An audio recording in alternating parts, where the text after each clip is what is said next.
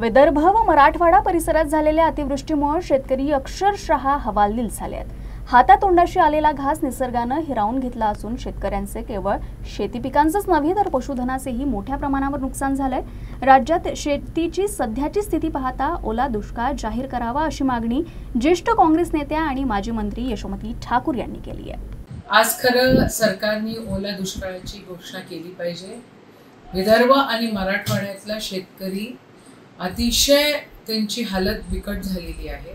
अतिवृष्टीमुळे जास्त पाऊस पडल्यामुळे जे पीक हातात येणार होतं, जो घास तोंडात जाणार होता, तो हिरावून घेतलेला आहे आणि भरपूर ठिकाणी फक्त पीक आणि शेतीचं नुकसान न होता अजून जनावरांचं पण नुकसान झालेलं आहे।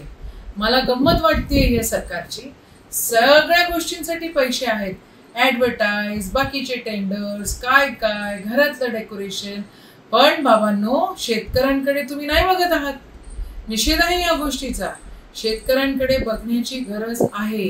आज ओला दुष्काळाची मागणी त्या ठिकाणी आम्ही करतोय आणि ओला दुष्काळ या ठिकाणी डिक्लेअर झाला पाहिजे। त्या शेतकऱ्यांना सगळ्यांना काही ना काही अनुदान मिळालं पाहिजे आणि सफिशियंट असेल अनुदान असं मिळालं पाहिजे अशी आमची मागणी आहे।